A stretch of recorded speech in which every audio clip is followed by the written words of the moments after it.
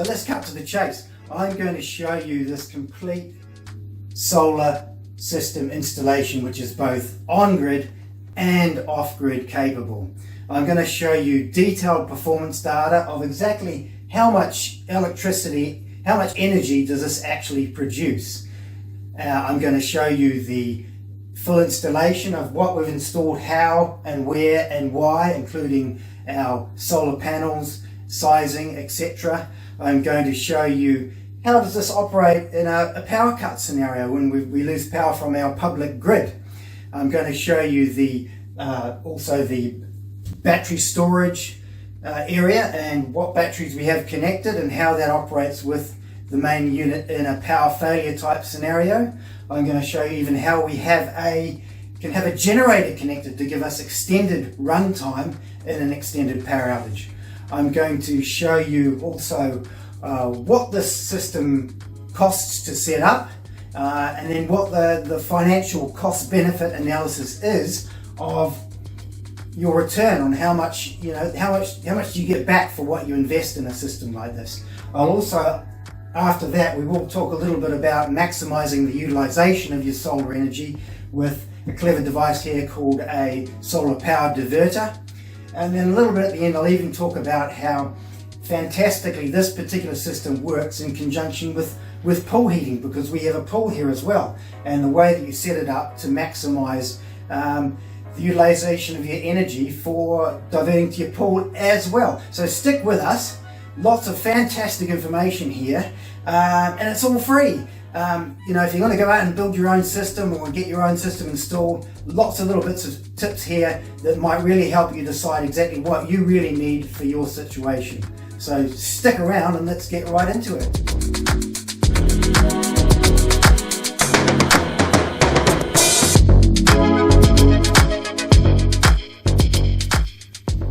Okay, just before we jump into it, please note I am going to be loading lots more information and videos in relation and content related to this project and this kind of stuff. So please do like and subscribe to my channel, and even click the notifications button, and we will be notifying you guys when I load more information about this. Join the community, let's chat, add your comments and questions below. I want to hear what you think about what you see, and even make requests. I'll actually make more content about specific questions that people have. So join in. Now also, even more importantly, please watch out on the top of the screen here during this video. At some point I will be adding various banners that point to some of the other additional content that I'm going to create. So keep an eye out for that, click on that and you'll get to see more info as well. So let's jump right into it. Okay, let's take a look at the hardware in our main installation area here. Firstly, of course, we have the inverter itself, which is a SOLAX unit. We'll talk more on that later. Secondly, we have a DC isolation switch here, which is literally just a switch between your solar panels on the roof and your DC power input into the inverter here. Next to that, we have an AC isolation switch, and that's literally just a disconnection switch between the AC power output from the inverter and the input into your local switchboard here. Now, looking right at the top here, we have a big ugly looking box up here. That's actually called an EPS isolation switch. Now, what that is for is when this system goes into EPS mode, when there's a power cut on the public utility grid, you need to have a system that completely disconnects your home from the public power grid. Now the reason for that is if you have a power cut and you're generating electricity here in the home, you don't want to be pumping that electricity out onto the public grid out there where there's linemen working trying to fix the public grid, where they could come in contact with the electricity you're generating here in the home. So a safety thing. Lastly, you'll see here we have our switchboards. We actually have a main switchboard and we have a secondary EPS switchboard. So why do we have two switchboards? Well, I'll come to that in just a second. So, and very lastly here, you'll see I actually have some separate energy monitor units here. They're completely independent from this system. That's called an effigy monitoring. I'll have a separate video for that loaded you can look at also. So that is physically what's in our main setup here. So let's look at the switchboards. Okay, why do we have two switchboards? Well, this is your original switchboard here before we did this installation. But we've got a secondary board here now, which is called an EPS, which is the Emergency Power System switchboard. Now the idea here is when you lose power grid off the public network, you're going to be running on your batteries with a limited amount of battery energy. So you don't want to be running high energy usage items like large air conditioning units or heating your pool, etc. So those sort of loads remain on your main switchboard. So when it goes into EPS mode, you only have your sub switchboard being powered. So on here, you've got the things you really need. For example, your lighting, maybe keeping your fridge running, connection to your computers and your internet, for example. I mean, we can't live without internet, can we? If you take away the internet, oh my God, Facebook's gone. Oh, the end of the world. So anyway, you know what I'm talking about. So critical, things that you really need to keep running. While you're in a power cut mode. So it's primarily about just conserving your battery power consumption so it lasts as long as possible in a power outage. So that's the purpose of your sub power board here. So very quickly here, I'm just going to show you the connections to the main inverter unit here, because there are a few additional things related to this setup with an EPS power system that you won't see on a normal solar installation. So firstly, we do have, of course, our DC inputs here from the solar panel arrays on the roof. We have two arrays up there, so of course we've got two sets of inputs here. Now we have a connection here which is an Ethernet cable. It's not Ethernet as in normal computer network. It's an Ethernet cable though here connected, which goes across to our battery management unit, which is next to where our battery storage is. That just allows the inverter to communicate with the battery management unit on the usage and charging of the batteries system. Now we have here this is our main AC power output of the AC inverter into our main switchboard. Now, because we have an EPS power system here, we actually have a secondary AC power outlet here, which is what actually goes to our EPS switchboard. So this is different from a normal solar inverter. You actually have two separate AC outputs. This one will continue running in a power outage. This one will not.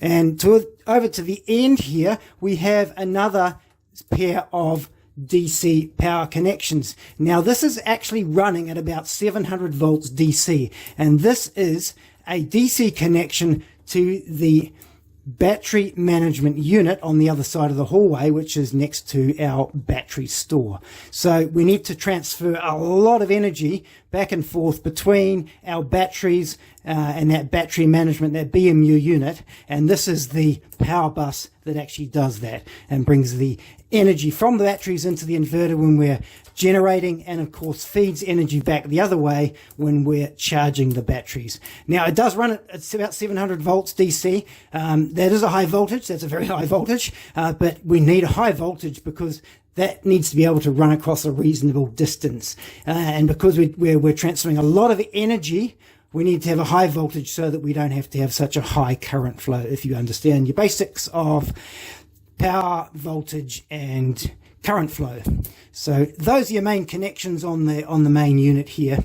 You will see here this is our effigy power monitoring unit, which is a completely separate system again to the built-in solar inverter unit. So that actually has an Ethernet connection across to our internet and router setup as well. It's completely independent from this setup, but it just allows me to do additional monitoring, which I'll have on another video also. You will see one little cable in here also, which comes out of the inverter here, and that is our CT current sensing clamp, which goes down and up into the main switchboard, and that's connected to the main power feed in from our public power grid, so that the system can see at all times exactly how much energy is coming into and out of the system. Okay, now that we've looked at our inverter, let's take a look at our battery management unit that is connected directly to our battery storage. This is our battery management unit, the BMU. As you can see, it looks just about the same as the main inverter, and in fact is the same size as the main inverter. Because this is a retrofit to the building, we had to locate our batteries a slight distance from the main inverter. And this is why we've got the battery management unit over here in a closet space, remote from the inverter unit. Now, something just to mention in regards to heat dissipation for the main inverter and also for this battery management unit, you do need to make sure there is airflow and somewhere for the heat to go, because it does generate a degree of heat. Now, on these units, the fan output is actually up at the top of the unit here. So what we've done here is we've actually cut through this wall, and we have the fan blowing the heat from these units out the wall and through to a vent on the other side of the wall. So just very quickly here, just taking a look at our connections on the battery management unit. We have a data connection here which goes back to the inverter on the other side of the hallway. Just allows the battery management unit to communicate with the inverter. We also have a temperature sensor here which goes down to the battery bank itself, so it can monitor the temperature of the batteries. Here, of course, is our low voltage 48 volt input directly from the battery bank, and as you can see, very large cables. Over here, this is our power bus between the battery management unit and the inverter across the hallway. Now, this runs at about 700 volts DC, so very high voltage, very substantial. So that needs to be very well insulated, of course. I've actually put additional insulation over this area to exceed the standards required for the certification and sign-off. Now, the reason we need high voltage here, of course, is we're moving up to potentially 5 kilowatts of energy from the battery storage, from the batteries, through this BMU unit across to the inverter. So you need a high voltage to ensure you can run a lower current flow, which means lower voltage drop across this connection. Now, down below our battery management unit here, we actually have a extra large 48 volt battery charger unit. Now, what we've done here is we've actually put a battery charger directly connected to our battery bank. And this charger is simply connected via your normal mains power lead here into a mains plug up here. This power cable here simply goes to the outside of the building, where we have an external outdoor connection for a 240 volt petrol generator. So if we have an extended power outage, we can, and we do, actually turn on the petrol generator, which flows directly via the 48 volt charger here and directly charges the battery bank. And that allows our battery management unit here and the inverter to keep running, well, effectively indefinitely until you run out of fuel in your generator. So this is our battery storage bank itself. We have 14.4 kilowatt hours of battery storage capacity here. As you'll see, there's 8 batteries in total. Each battery is 6 volts, all in series to give us a total of a 48 volt battery bank. These are big, heavy batteries. They're about 50 or 60 kilograms each. So it was quite a job to get them into this little space here. They're not normal. They're not like any normal car lead acid battery. These are deep cycle batteries designed to be fully charged, discharged many times, and for long service life, typically maybe up to 10 years, hopefully. So really good setup.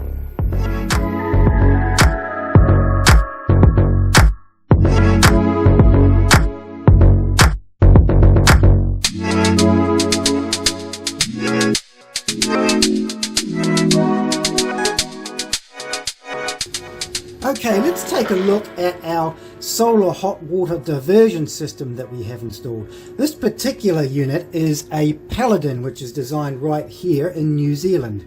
Now, what this is designed to do is to constantly monitor the amount of excess electricity that the household is generating over and above what the house is currently using. Now, you'll see right here, right now, that it's a sunny day today. It's about 1 p.m. in the afternoon, a bit cloudy in the morning, but now it's relatively sunny. This inverter is outputting around about 4,300 watts of power right now into our local household.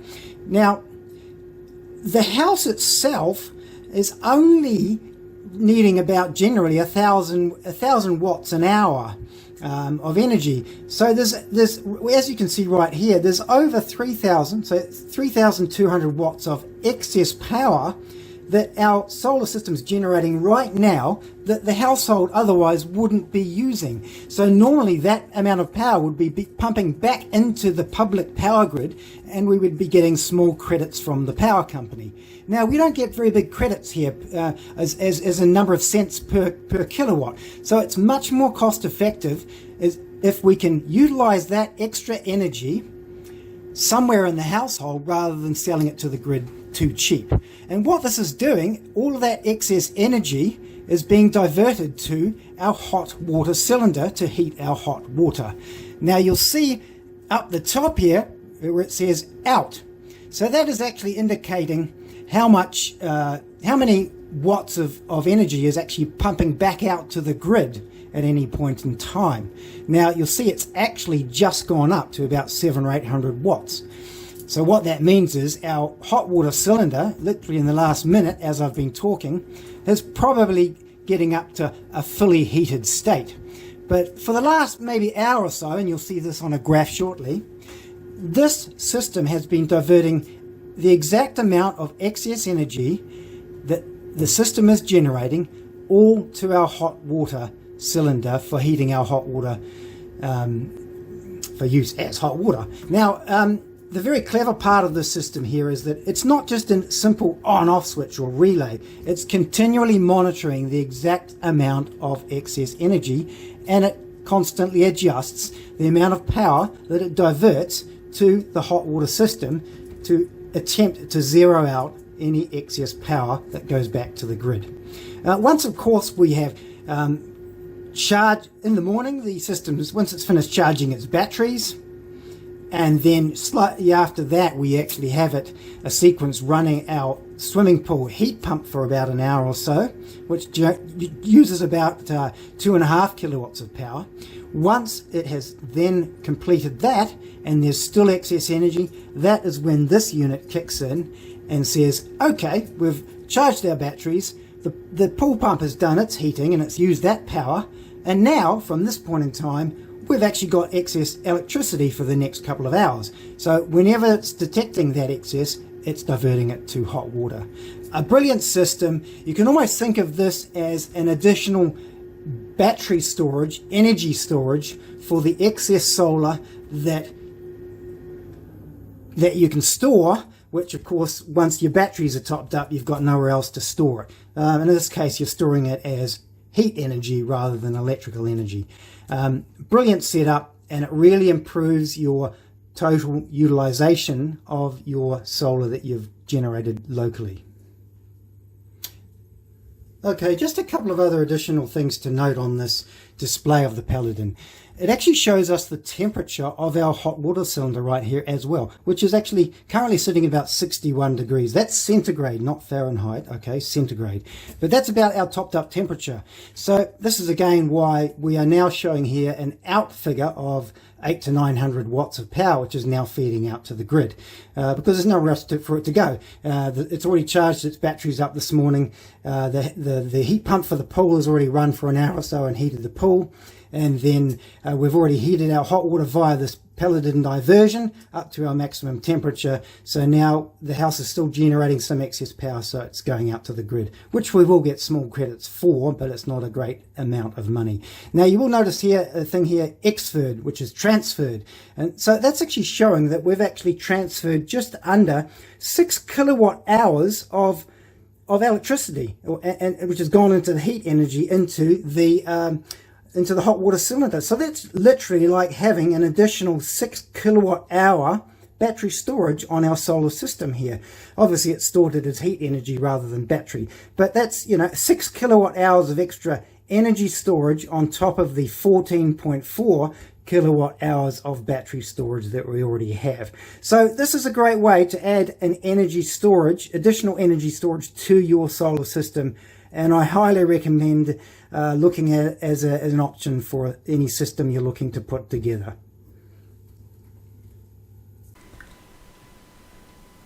Now I'm just going to show you with my effigy monitoring system just how well hot water power diversion actually works on a system like this. Now this set of graphs here just allows me to monitor multiple circuits on the household, the dark green being the mains in and out of the property. The light green is actually the AC power that's coming out of the inverter at any point in time. The yellow is how much electricity we're pumping into our hot water heating system here. And I also have another one which is the dark orange, which is the amount of electricity that we pump out to our heat pump pool heating unit. Now what you'll see here is that there has been some diversion to hot water in the morning here, which you see here in the yellow. That's because it's detecting there's excess electricity being generated in the household. And you'll see here though, as soon as the swimming pool heating unit switches on here, you'll see that we're suddenly pumping about 2.5 kilowatts of power to our swimming pool hot water heat pump, which is all of this area here. And what you'll see is that as soon as that pool heating is switched on, the Paladin has detected that there's no excess electricity to pump to our hot water heating system, so it automatically drops to 0. Now when the pool pump has finished after about an hour and a half here, the Paladin has now detected that there's excess electricity again in the household, so you'll once again see the yellow rise here on the graph, and you'll see all of this electricity is now being diverted to hot water once again, until we get to about this point here in the day when obviously our hot water has reached its maximum temperature, and you'll see the Paladin then drops off again, and any electricity in excess we're generating from this point in the day is actually feeding out to our grid, which again we're getting small minimal credits on, but it's not significant. So that gives you an excellent idea here of what the energy flows look like when you're running a power diversion system, and also when you're running, say, a swimming pool heat pump system in the system at the same time.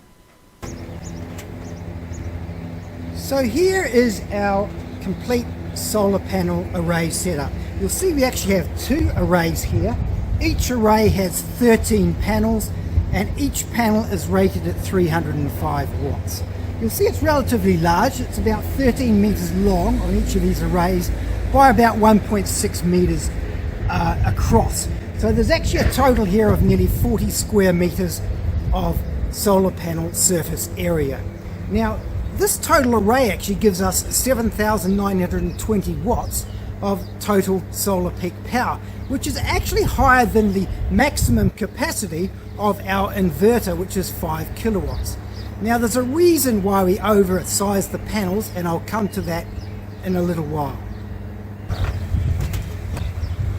Let's look for a moment at our panel fitment and positioning. Now of course you want your panels to be facing pretty much directly to your midday sun, which fortunately here is about this direction here. Now as important is the angle that you put your panels. Now your maximum efficiency of your panels will be achieved when your sunlight is hitting at a right angle. Now these panels here I've actually angled slightly biased towards winter production, which means that we're getting that closer to right angle during the winter months when the sun is lower in the sky. In the summer months when the sun is higher, we won't have quite the same efficiency on the panels, but of course it's in the middle of summer that we're overproducing power, and we actually don't have to have as much efficiency on the panels.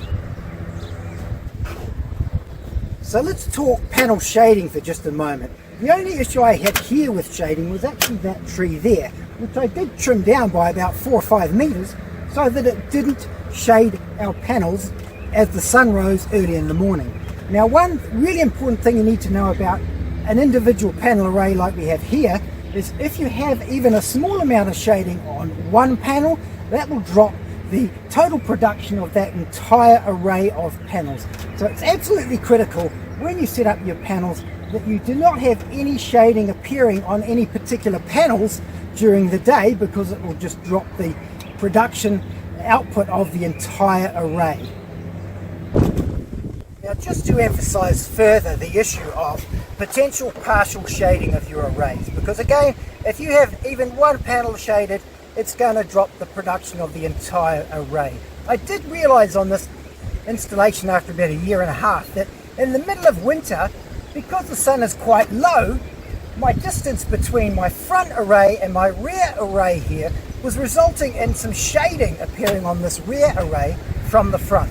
And it was actually substantially dropping the overall production of the solar system in winter. So in the end, I've actually fitted extension brackets here to raise these rear panels and even raise them at the back also to keep the appropriate pitch.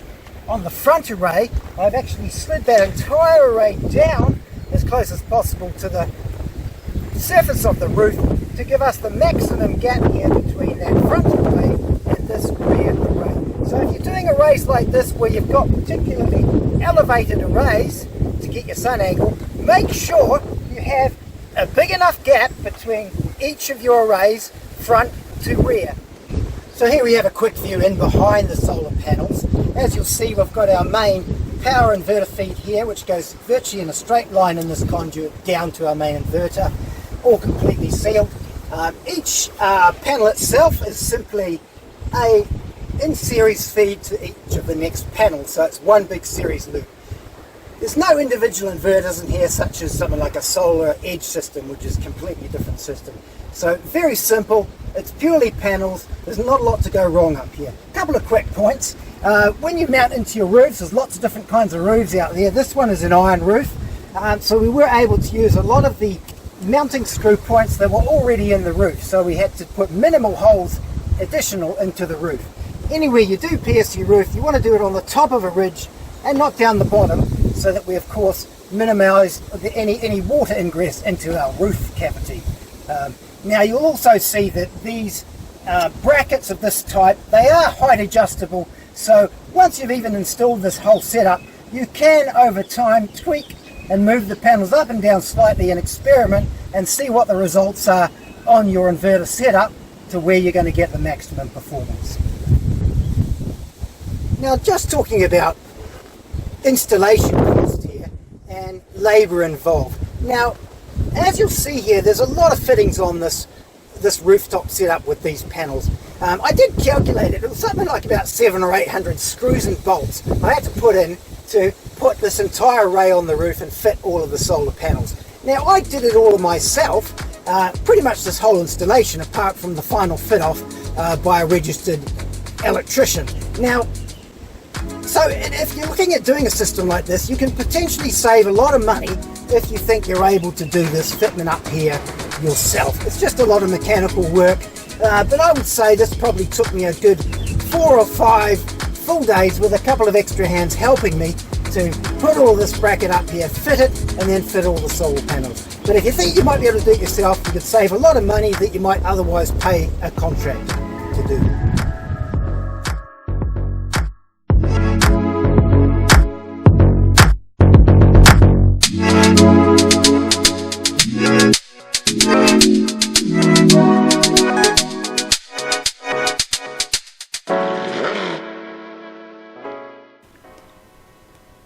Now, using this graph, I'm just going to explain in a bit of detail what you're seeing here on the graph and how this information is presented on the SOLAX portal of this particular product.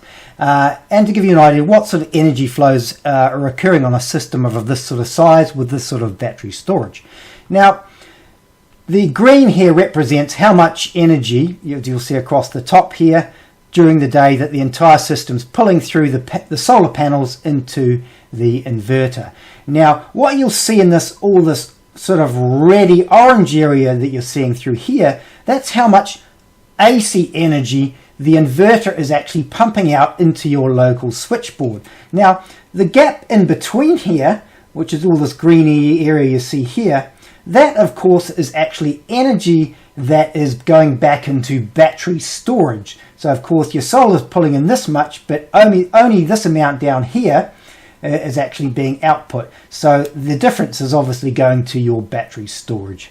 Now I know with my other monitoring system here and my timers that I have a swimming pool heat pump, which we also operate here, and it runs for about an hour to an hour and a half just before midday and around about this point here.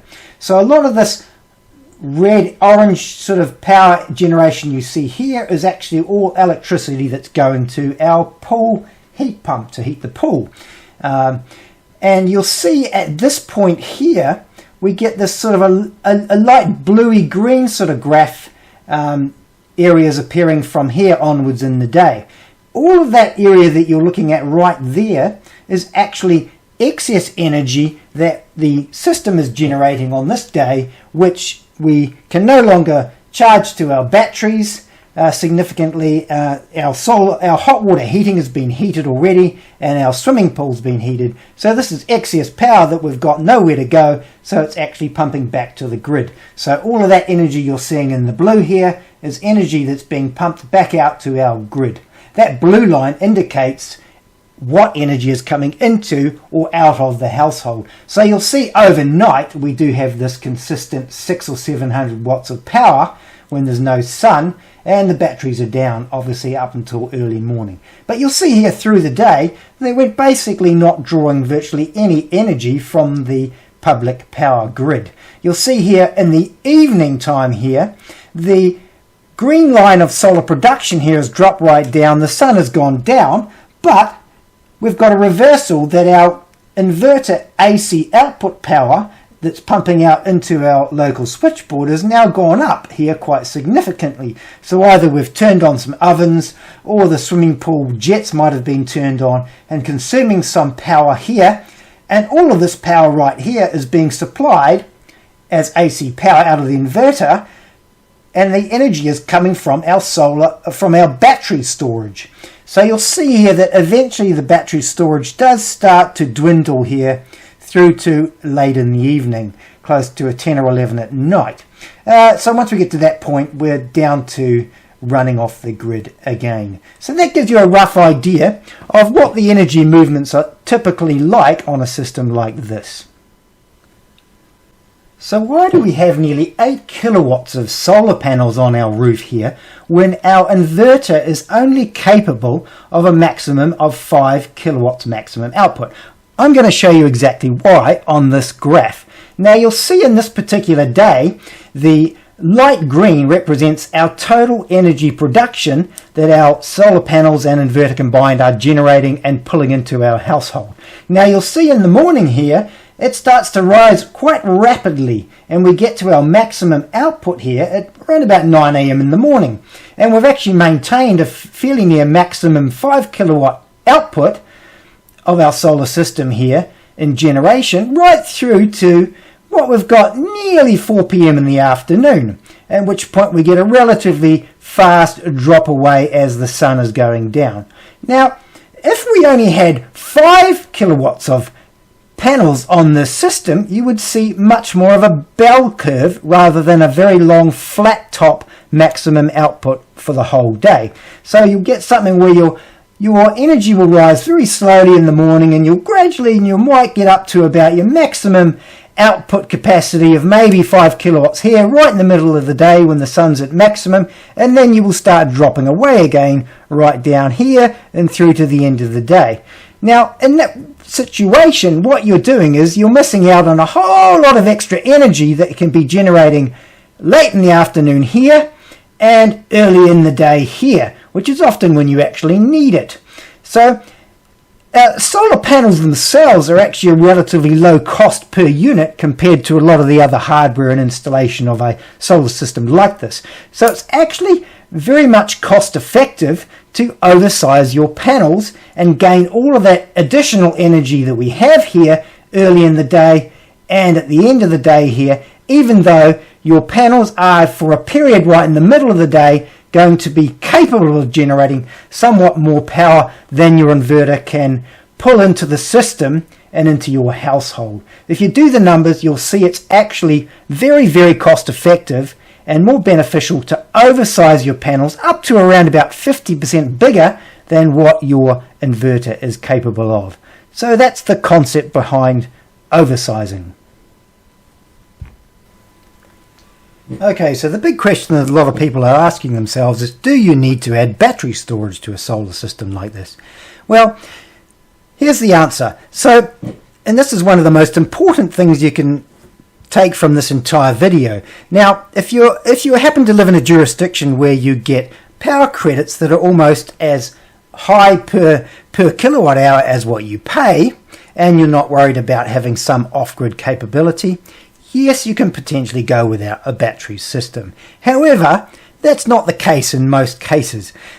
Take here, for example, we can pay up to 30 cents per kilowatt hour for electricity, and if we pump any excess power back to our grid, we only get around 5 cents per kilowatt hour for what we sell back to the power company. Now, it just does not make sense to have large solar panels that are producing significant energy during the day and selling it for 5 cents a kilowatt hour and then having to buy it back in the evening for 30 cents a kilowatt hour. It's just crazy, and it doesn't make financial sense. You'll see here on this graph, you can actually see all of this green cross-sectional area here is excess energy that our household hasn't been using.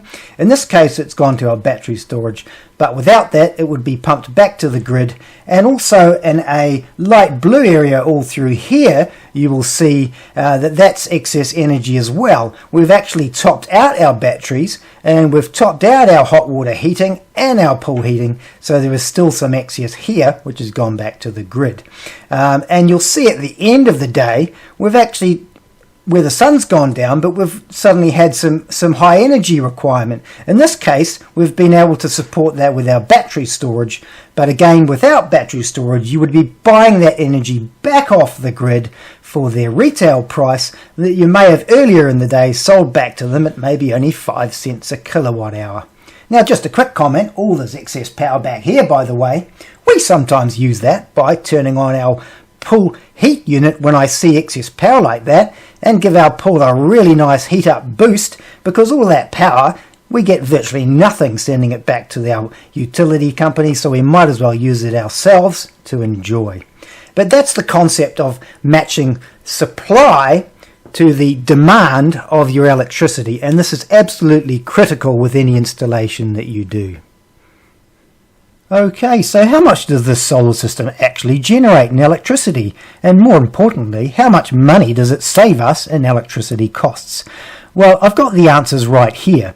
I've summarised for the year 2020 and 2021 on a monthly basis how much electricity we've generated in those 2 years and how much money we've actually saved from that electricity generated. In the 2020 year, 8,711 kilowatts generated. 2021, 8,526 kilowatt hours. Now, the important thing to note here is that a portion has actually been exported back to the grid. In 2020 here, 1,728, and 2021, 1,041 kilowatt hours.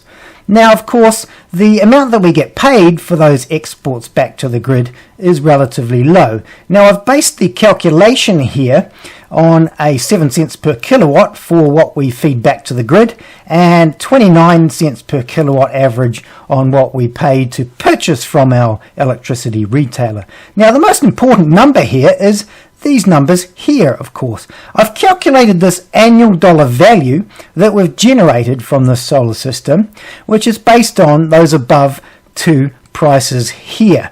So that is basically just looking at our total kilowatts generated, how much we've actually fed back to the grid, so what we're getting in terms of the cents per kilowatt for that, plus the difference between what we've actually generated, returned to the grid is what we've utilised, and that's at this amount here, and that gives us a total, as you can see here, of around just over $2,150 odd per year, you can see here. So that gives you a really good indication here of what a solar system of this size will actually generate in kilowatt hours, and also in real numbers, real dollars. You'll notice a few interesting things here as well, because we did install our pool here in around September 2021, which is why you will see our total bill costs from our electricity utility provider here do actually go up somewhat here. but you get a very good indication here of how much it's costing us to heat that 10,000 litre pool with a solar hot water heating heat pump, and it's actually not too expensive. Another couple of points to note: in around July 2021 here, which I've also marked, we did actually increase the tilt angle on our panels to a slightly more winter orientation, and also a slight movement of panels to eliminate some shading on those panels. Now, something else really important here to see is that you'll go back to 2020 and you'll notice in February 2020 we've exported 44% of the energy generated in that month. Now that's rather high, and of course we're getting a very small payback for that. So this comes back to what we earlier looked at with power diversion to hot water and even power diversion to heating a pool, which you'll see if we come down to our following years here. In 2021 you'll see the percentages that we're exporting back to the grid are much lower, which is in effect better because we're getting better value for money for the solar electricity that we're actually generating. You'll see actually here at the beginning of 2022, in these months of January, February, March, which is of course the middle of summer in the southern hemisphere here, we're now only exporting around 14 to 16% of our excess electricity, which means again we're getting much better utilization of our solar system by in fact having a pool here that's being heated by that electricity, rather than us feeding all that power back to the grid up here, which is really just giving the power company cheap wholesale electricity off our solar panels. Now, a couple of other interesting things to note here. You'll notice in 2021 our total power production is slightly lower than in 2020, and yet our total dollar value calculated here is slightly higher. Now, the reason for that is that we've increased the tilt angle on our panels and made some adjustments so that we have a slightly better match of our when our solar is produced and when we're actually consuming it, between night and day and also between summer winter. So you'll actually see that we've exported a smaller proportion to the grid here in 2021 than we did in 2020. So it just shows how important the tilt and positioning of your panels are.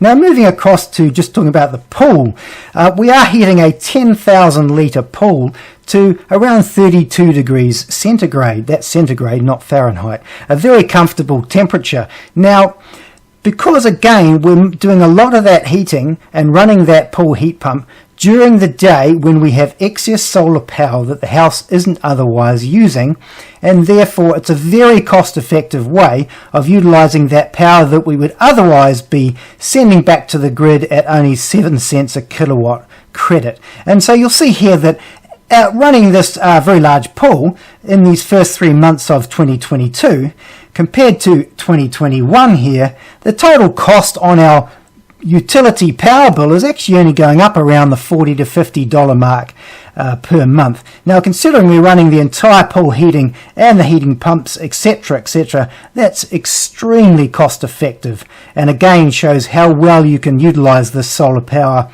from a PV system if you configure things correctly. Okay, now for the big question. What did this system cost to set up? And more importantly, what is our return on this investment? Well, as you can see here, I've summarized it. Very simple numbers. The total cost of this system to me was 32,000 New Zealand dollars, and as we've seen, we're generating around 2,150 odd dollars of yearly annual yield. Just for the benefit of our international and North American viewers, etc., I've put that in US dollars here also.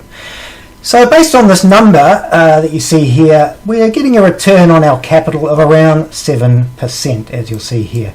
Now, if you want to be a pedantic an accountant, you can look at that on an IRR, internal rate of return type calculation. In this case, I've done it on a 20-year, assuming zero residual value. You're looking at around 3%, but realistically, a lot of the system is likely to be fully functional still after 20 years, aside from batteries. So just going one step further here, in terms of our annual yield versus our total initial cost, you're looking at a payback years of around about 14.9 years to get full return of the initial $32,000 invested. So there's your numbers, quite simple. You can make your own interpretations based on that. One thing I mentioned at the bottom here, of course, is but we also have the benefit of off-grid and backup power. So the question is, what is that worth to you? For me personally, it's actually worth quite a lot, and actually one of the reasons why I did this installation over and above what it might get in terms of a financial return. So there we have it. I hope you enjoyed the video and you've got some really useful information out of it. Please do subscribe, and once again check out the additional videos that are appearing at the end of this video, and again look at the links on the top of this video, and when you go back and review this again, there will be at various points additional links added. Thanks very much for watching.